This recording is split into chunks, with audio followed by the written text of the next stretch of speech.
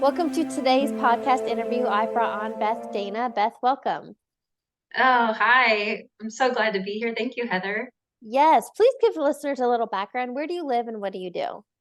Well, I'm originally from Southern California, but I'm currently based in Costa Rica, and I am author of the Make Money Your Partner book series and also founder of Wellth Living, which is an organization designed to create leaders through conscious healing and learning conscious ways of living.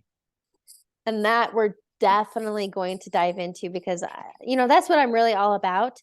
I love Dr. Joe Dispenza, and it really is being a conscious creator, getting out of autopilot, getting out of those negative habits and stuff, keeping people stuck. Because pretty much, I mean, that's what I see every day, all day is the struggle and the suffering, and people are going through life's motions. And it's like, been there, done that, but there's another way of living.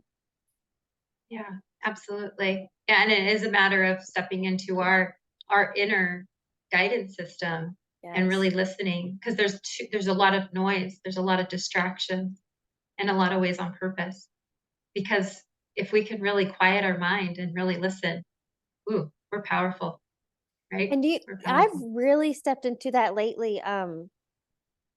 Like I think I'm naturally extroverted. I love being social and going out and doing things, but I'm just in a stage of my life that I crave calm, peace, quiet. I enjoy being at home. I really don't drink much anymore, so that social stuff just doesn't drive me anymore. And I think for some people, one, that would be really uncomfortable because it's so out of the norm for them. But can you explain the benefits and maybe the healing that is available to us when we can quiet the noise and tune within? Oh, wow. It's unstoppable. Mm. Your whole I mean, at the DNA cellular level, you're healing. You're healing traumatic trauma and generational trauma when we can really go within and take the time to feel, take the time to listen. I haven't owned a television in probably almost 10 years, Mhm. and I regularly don't watch television. I think, the media is uh is another form of a virus. It's just that you have to be very mindful Yeah. of what you're feeding your mind, your Mhm. body, and your spirit. Mhm. You speak my I mean, I gave up I do have a TV, but it's like I love watching documentaries or maybe some YouTube, but I'm very intentional about what I'm watching or even Netflix. But I Mm. gave up the news years ago. There literally is no benefit. We won't go down that tangent. But before we get into this wealth living, which I'm excited to share, and how you got to Costa Rica, you mentioned your book, Make Money Your Partner? Yes, it's a 3-book series, and Yeah. they're journal based. They're journal based books. Can we talk about that a little bit? Because I think that one is very tangible for people to understand. And I haven't met one person who isn't seeking more. Um, Sure. but I think we want more money, but what we're actually after is freedom, And abundance. happiness. Yeah. Yeah. But can you just share more about what that's all about and how can we make money our partner? For sure. Yeah, I started the book series while I was in the financial industry. I just recognized that the Mm. heart-centered, compassionate approach was missing and how important the mindset was, seeing how people would get really excited about financial learning and financial education. And then I'd follow up with them and you could hear the mindset just creep in. Oh, no, no, thank you. I'm good. Just creeping back into old habits, old beliefs. And, I originally started the book as possibly something I could give potential clients or things like this. Right. And so it wasn't until I finished the first book in 2019 that I realized that there's more work here to be done. And that's when I crafted book 2 and book 3. And then they all were published in 2021. And so they're each 30-day guides for a total of 90-day journey. And so it allows people to go from their limiting beliefs and into laying a solid foundation into their money and then their visualization and what it is that they want and how Yeah. much is this life going to cost them, because a lot of times we think, oh, if we had $1 million I'd have my dream life. Well, it may not cost you $1 million. And so what if it cost you a lot less? And then and figuring out how you can actually obtain that. And so the closer we can get to our dreams, goals, and desires and really getting to what we want, most Mhm. people don't even know what they want. But when they can sit down and really think about what it is they want, how exciting that is. You're tapping into a whole new person, a whole new identity. You're Yeah. having better values. You're not going out and doing things that you probably would have been doing, if you were not attached to this vision of yours. So it really, the conversation around money is very simple but yet very complex, because money touches every aspect of our lives. And so when we can begin to heal that relationship with money internally, because it stems from our childhood and really generational. What I'm probably healing in my relationship most likely is my mother's, right? And my grandmother's. And so there is that. And when we can start healing that, it's amazing to see how other areas of life transform, right? Uh, Addictive behaviors stop, or your spending decreases, your health increases, your physical appearance is better because there's healing happening. Relationships are better, your business or career is better, your confidence is rising. So money, it goes much more deeper than just doing a budget and putting money away for your retirement. Yeah. On that note, hold on. Uh, Years ago, so words have the meaning that we give it, right? And for me, I've never put myself on a budget. I just don't spend more than I make. I don't know. I'm aware of how much I have and don't spend more than that. However, for me, budget feels very restrictive. When I heard somebody call it a spending plan, I was like, well, that's fun. But again, play with semantics, right? But ultimately, what are people really seeking when they want more money? Well, yeah, it's really looking at what is it that you really want, because it's filling a void of something, right? Mm, That's why we generally as human, we're a consumer driven country.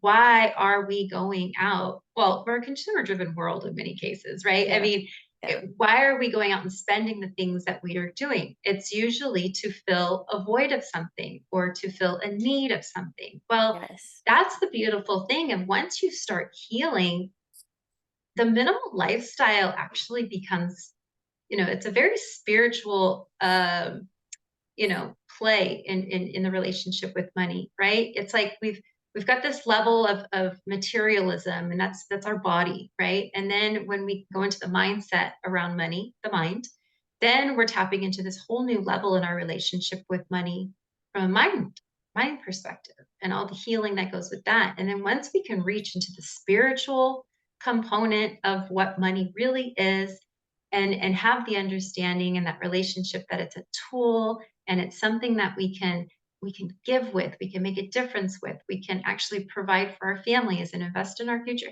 There's a lightness to it.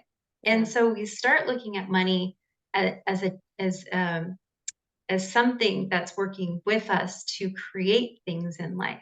Like, let's play, let's dance, let's create things in life.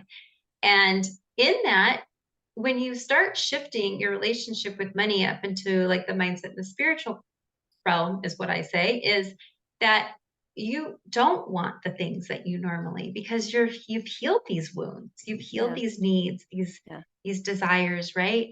And that's where you end up not really needing to go, like you've said, right? You don't really feel like you really want to go out and start drinking like you used to do. And that's because of the healing that's transformed around you.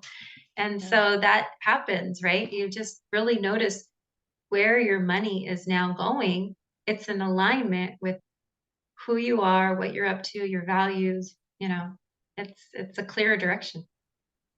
What I understand is, a lot of, well, it's conditioning too, right? Conditioning programming that we seek externally, trying to fill internal voids.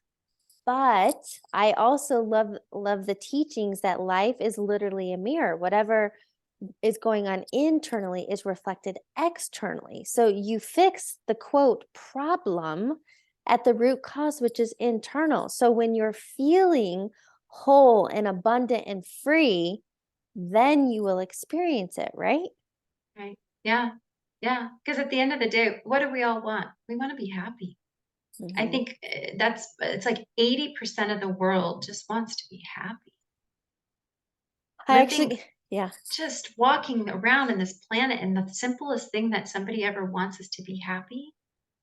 Find the thing that makes you happy and go be and do that. Don't chase after what you think it's supposed to be or buy that thing that's going to make you happy. You got to find that internally. Yes. I have to share this only because it's so timely. I got an email yesterday from, he's a YouTuber. I love his content, but he shared and he found this headline that said, Americans are the unhappiest they've been in 50 years, a poll found, and that only 14% of US adults say they're happy. Yeah. That's 86% of people like Yeah, blah. it's increasing. That's unfortunate. That's the Yeah. problem. Yeah. Yeah. Okay. So I think that's a good transition. Can we talk about wealth living and these 9 elements? Oh, yeah. Yeah, because I want to help direct people to how you can be happy and fulfilled, and that I feel that this is supposed to be fun. Mhm. Yes, that you've got it, girl. I was thinking about this the other day. I'm like, why do us as humans? Because I've lived in fear in my life, right? And but why do most of us human beings live in fear? It's almost that the the systems of the world have made people so unhappy to where it's, in most cases, that it becomes normal, Hmm. that when someone starts feeling happy, it's almost like, oh, well, it's too good to be true, Yeah. right? When Like, it's like, wow, that's our natural yes. state. That's our natural God given. When we come out into this world, out of our mother's womb, we do not have boundaries. We do not have attachments. We don't have, this is all programmed, right? And so, depending on where you are in the world and your upbringing, caretakers and society and what you're watching and all that shapes it. But that's not our true essence of who we are. And so with Wealth Living, we have a program that's designed to support people in healing and learning new ways of conscious living. And what I mean by that is it's like the things that we really should have learned in school, right? Like, Oh, you yeah. know, the practical and holistic ways to learn about finance, right? Oh, how we should have learned about maybe our health, and our listening to our bodies, um, Yeah. business. How do we get to step into our business and our workplace in a more heart centered way, right? Relationships. Everything is relationships. How do we get to be better mothers, fathers, daughters, brothers, sisters, right? How do we get to be better in relationships, period? And that's just a few. And we also go into humanity and conscious, um, and ways to really take care of our resources and be good stewards of the earth. And so this nine elements of wealth have been carefully curated as an academy, people to really hone in into their internal guidance system and be removed from the noise of the world. And that's why we have them intentionally here in Costa Rica. Well, and I love that because ultimately, I think in hindsight, it's becoming ever so more clear. But obviously, the last couple of years, it's been a huge shift. A lot of spiritual teachers are sharing that all these, old paradigms, governments, and all this stuff has to crumble and dissolve for this new consciousness to arise. And like I'm getting chills talking about that. But if we think about it, and I can now look back as an adult and I'm like, man, the things we were taught in school all those years taught me no life skills. But look, if we were taught how to consciously live and, big business, that health and, well, the US, the Western med, isn't it like $1 trillion business? Wouldn't have a lot of people if we knew the truth. Yeah, and our healthcare system, quote, it's really a Sick care. sick Yeah. care system, right? We've all coined it this now. because the veil is off, right? We're seeing what it really is, and Yeah. it's unfortunate. And what's really unfortunate is even learning even more closely of the high suicide rate among physicians. Like the Mm, people who are wanting to care for the people are under such pressure yeah. that they're not in healthy positions. Yeah. So it's yeah. We're in a world right now where the suicide rate is really high, even amongst males. And so we want to be a support system for people. We want people to come and heal. Yeah. We want to be this safe haven for people. Come and express and tap into this new level of yourself that maybe you haven't even expressed before, or maybe you did and it went dormant, right? Like we really want to be able to be this safe haven for people to come. What you shared with me is ultimately kind of like a way of reinventing ourselves and how to, I think, living life heart centered. Is that how you would say it? Yes, absolutely. Okay. Absolutely. So, can we help? Because I want to give this information and empower individuals and inspire them. There is another way of living. So, Yeah. can you share more about what does that look like? Where do you even start?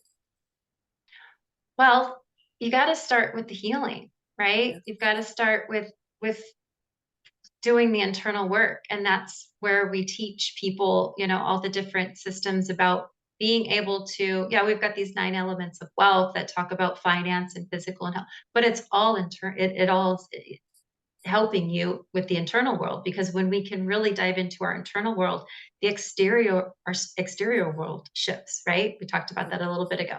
Yep. So as we can start doing the internal work, then our world just transforms, and that's where our the hearts just get cracked open, right? And it's Yeah. like this whole new being is birthed, and that's the amazing thing. And so when they go through the program, they're going to be left with all these new, really great tools, right? And so, and then we have an integration piece that really supports people with stepping into, this new reality into their world and how we can best support them. So it's not a matter of coming to our immersion and then thank you. It's you come to the immersion program, you're now family, and we're going to support you in this journey, because the most pivotal thing that anybody can get in their transformational journey is community and support.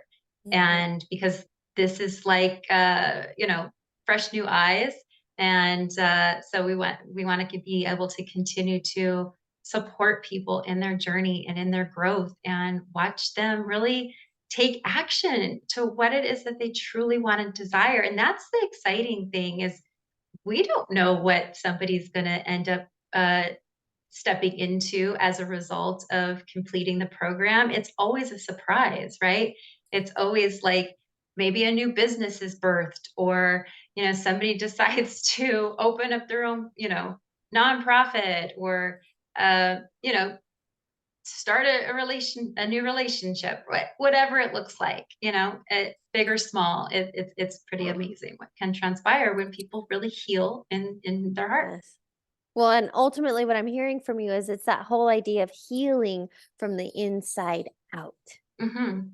Something that came to mind, it was a visual, and we sort of touched on this before recording, but it feels like, especially these last couple of years, right, been dark and heavy and a lot of shit. But it's like we were in that cocoon stage, right? And I think a lot of people are feeling stifled and wanting expansion and growth. And ultimately, what happens for a cocoon? You bust out of that limitation, fear, scarcity, what many people lived. And can you share kind of like what's on the other side when you do this work? What's available to us? Oh my gosh. I've been The word that comes to me is bliss.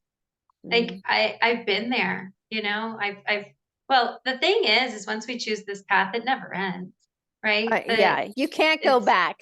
right. You're constantly evolving into the next version of yourself. And that's Yeah. why community is so important, so people can Yes. understand that this is an ongoing journey. And that's the great thing.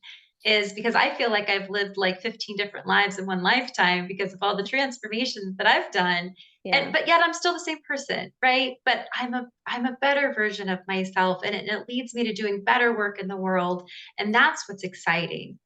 And so when we can really have a good sport, because I've also gone through that metamorphosis time by myself, and that doesn't always feel great. And sometimes God calls us to do that work on ourselves by ourselves Yeah. because God wants us to be closer to him. So there's that. And there's also the importance of community because navigating this alone, um, you know, can be a lot. And it's not to say a lot to scare anybody from not going into this healing journey and this healing process, because the thing is that you never know what your highest and truest potential is unless you start and go and Yeah. try. Well, and what I would love to share is I heard this years ago. It was one of my earliest podcast guests, and I've never forgotten it. But what he said is, and he was taught, he heard it from someone else, but that people come into our life for a reason, a season, and a lifetime. And especially on my own journey these last few years, I've walked away from social circles, and there has been a lot of alone time and kind of isolation, and I think it's one to let go of those distractions, right? The numbing out, the drinking or the partying or whatever, and that stuff is it didn't feel good anymore. But I think a lot of people, I don't believe we fear change because change is the only constant. People fear the unknown. And so if you don't know what that's going to look like, or maybe divorces happen and friend circles fall away, and people may fear that, but how can we help them to say, hey, yeah, that's likely going to happen? Maybe not necessarily divorce, but right, like people will fall away because we are rising to another level, right?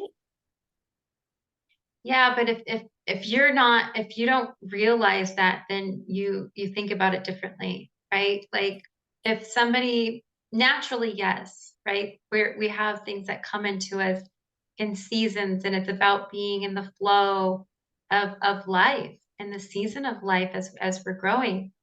But I also feel that a lot of people do fear change. They do, they like where they're at. And because they fear the which is actually the unknown, which you're right, it's the but it's that changing part that they can't even fathom. And Yeah. so when people start losing friends or things start going, then they start thinking, oh, what's wrong with me, and thinking, as opposed to an empowering interpretation, which would be, these are things that are probably outgrowing me, or they're outgrowing me. And this is just, they served a purpose at this Yeah. time in my life. And I'm grateful for them and thank you. And really looking at the lesson that that person brought. Right. So if we can shift that into an empowering thought, it would be great if most Yeah. everybody can do that. Right. I'll just share from hindsight and my own personal experience. I think, during the different transitions, walking away from my engagement, quitting corporate, I've had a lot of unknowns in the last, well, about 6 years. However, I want to share the high side of it, that Mm. I am now in a space getting to do something I love, connecting with people from around the world. I feel lighter and happier and more free going through what I've gone through. And now I'm really doing my best to fall into a space of trusting. I think that's been a big thing for me, is not Yeah. trusting the process or the journey or that the next thing will unfold. And I just want to let people know that yes, the comfort zone is it's called I call it a boring ass box because it's known, but like nothing ever grows there. They won't have that metamorphosis stage of expansion and growth and their highest potential staying small. Right. And Right. so abundance is Yeah. available to all of us in all areas of life. Yeah, absolutely. And but gosh, let me see. Maybe almost 10 years ago, I left a 12-year marriage. And so that wasn't the easiest decision for me, but I knew it was the best decision because I knew I was being called for so much more. Yeah. And so there were a lot of fears around that, starting over, what is next? But when you have this knowing and this pull from God and from spirit that, there's a greater calling for you, you gotta go. You gotta take that leap in faith. And it may not always feel good, but Yes. trust what's on the other side. And girl, I can relate with you on the Yeah. trust factor. It's still lessons of like, okay, take the hands off the wheel. I surrender, Yep. and it's amazing when I do take the hands off the wheel and I just let go and let God, like what opens up. And when I try to force things or control things, like, you know, those are lessons that I continue to learn. And that's been, some of the things that I've talked about in my journey with my books and healing the relationship is the biggest tests are usually in faith. And so I think that's a kind of an overall theme in life is just when we can really step into faith, what's possible. Well, and this idea of living heart centered, I'm definitely experiencing more and more. I call them like, well, breadcrumbs, right? From uni. I call it uni, the universe. That just Yeah. what resonate and connects with me. Um, can you share how somebody, because like if this is new to somebody, right? And they're seeking, obviously they're seeking change that they're listening to this. But can we explain or can you share some examples of breadcrumbs you've gotten, like even how you got to Costa Rica? These like we're given little signs along the way to reassure and let you know, like keep going. Yeah. Well, I'd have to say first and foremost, is that the more that we can clear our mind and be still and listen, then we can really hone in. If we're in our busyness, our doingness, and we've got all these distractions, it's harder to really see and hear what the universe and God is presenting for us. Yeah. I know when I got the call, a spirit call to come to Costa Rica, for me it was just it was a voice and it was a knowing. I had Hmm. never been to Costa Rica before, but the interesting thing, and this is so rad, is that years ago, years before, like probably 10 years before, I had bought this beautiful leather bag from like a thrift store. And it had like all this old engraving, and it was a Costa Rica old leather bag. And it had been sitting in my closet for like years. I just really liked this, but I never used it. But it always been something had me pick that up almost 10 years ago. And then 10 years later, here I'm getting a call from Spirit, come to Costa Rica, and here I am. Those are things that you can correlate. Have fun with it. It's a Yes. game, but that's the thing. It's like the more we can play with life, the funner it is, the lighter it is, the Yes. more that we're open to opportunities and possibilities. And so one thing I guess I can share with your listeners on how they can start listening is one thing, write things down, write an intention down. Yeah. What it is that you want. And then just let it go. Don't get attached to it, just let it go. But it's still there because obviously you want it. And Yeah. then just start really paying attention to who starts popping up Yeah. and being like, hey, I've got this XYZ opportunity for you. We're like, wow, I just said I wanted that. Oh, okay, well, there you have it. There's no accidents. So yeah, All I right. would say like write an intention and then listen and then, be an observer. I want to share this with you. And then actually, I would like to talk more about detachment because that is something I'm definitely um focused on, like letting go, because when we're attached to an outcome, we're trying to control and want, we're resisting and we're actually keeping it away, right? But wait, before we Yeah. go there, what you just shared, I want to share a real life example because this is very recent. I decided and I set an intention. I don't even know if I wrote it down, but I had this thought, like kind of a download, a thought. And I was like, oh, yeah, I'd like to do that.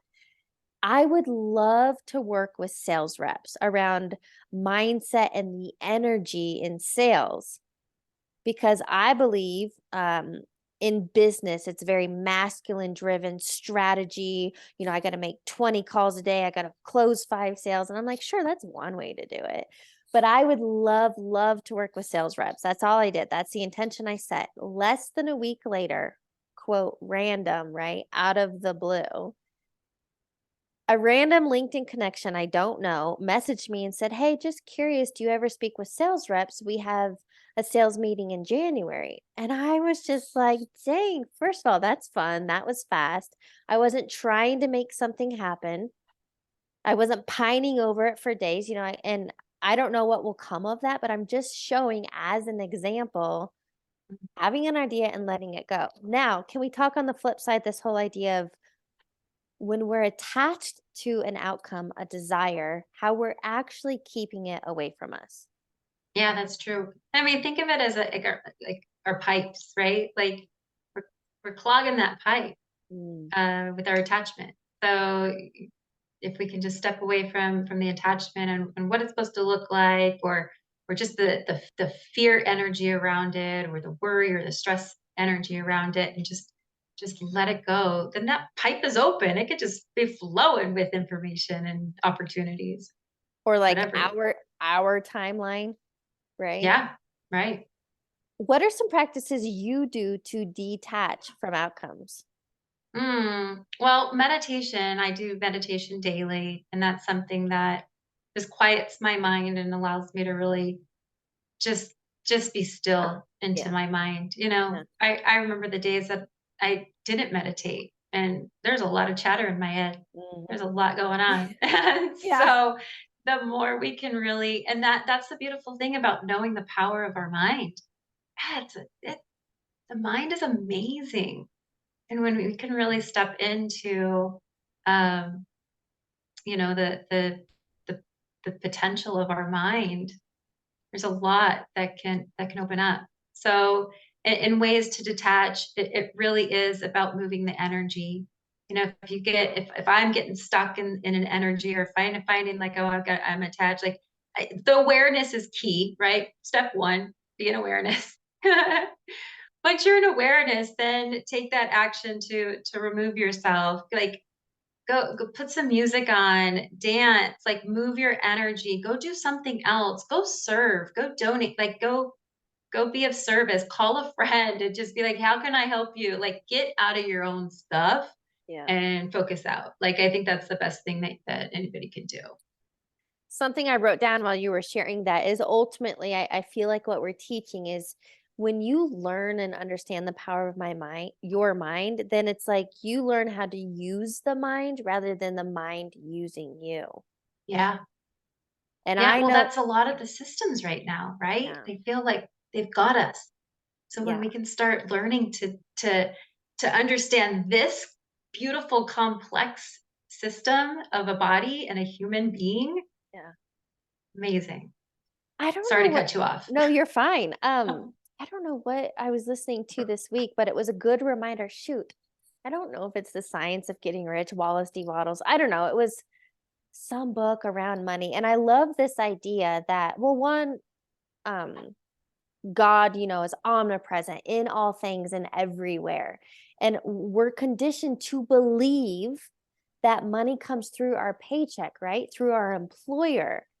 But there Mm, is so much fear right now with recession and inflation. And that's what people are living in, right? Where I'm stepping back and just knowing that I don't, despite the economy and whatever the government chooses to do, God, higher power source, energy, that is my provider.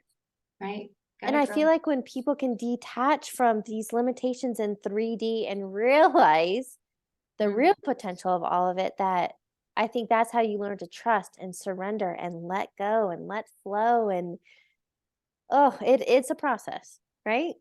Well, the thing is that life is going to continue to life. Yeah. Like if we look at history, there's been wars, there's been famine, there's been, recessions, depression, like it's been there. So it's going to happen. But how do we get to take control of our reality? Yeah. Because there could be lots of things happening around us.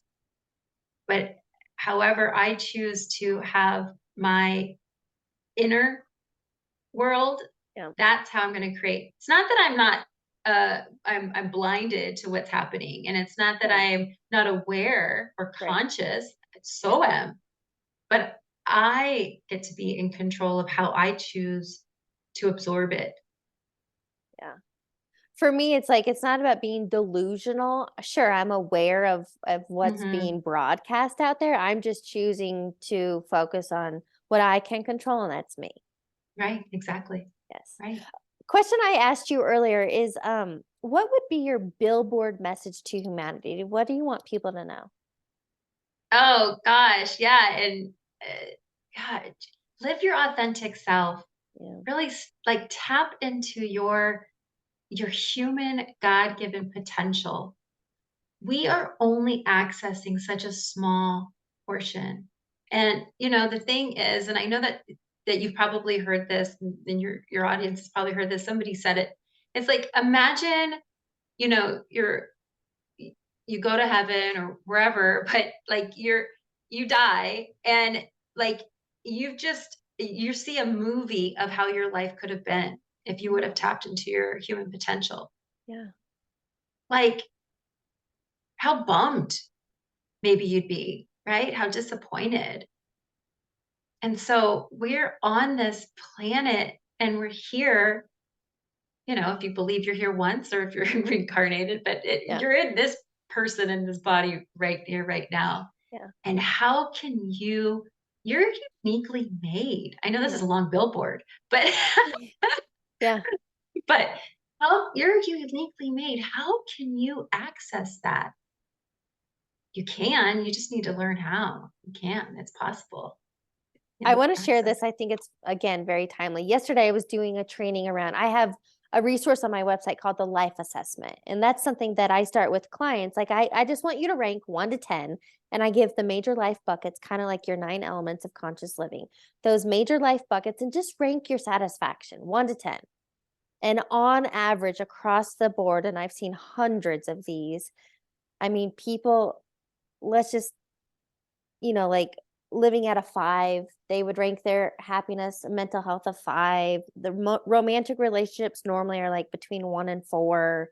Anyway, the point is across the board, people are living life like mediocrity, just getting by. And the point of showing that is we have a potential to be tens in every single one of those. This Yeah. authentic, conscious, abundant living. And that's what I asked yesterday because somebody in the live mentioned, well, I think I kind of rank everything as 7. And I was like, okay, so a 7, like nothing's terrible and nothing's fantastic. Do you want to get 5, even 10 years down the road and look back and be like, well, like it was okay. I don't. And I think for me, it has come down to a choice and overcoming self-doubt and different limiting beliefs and deciding that like I want to love my life. Mhm. Yeah. Yeah, and I love how you say, I wanna love my life, and what comes up for me, it's like we get to first love ourselves. Mhm. Oh, yeah, self-love's When been we a big can one. first love ourselves, Yeah. then we can shine so Yes. bright, and we can be of just genuine service to the next person. Yes, I love that. So I have a question for you to wrap up the interview. We've touched on many things. What do you feel is a key takeaway you want listeners to get?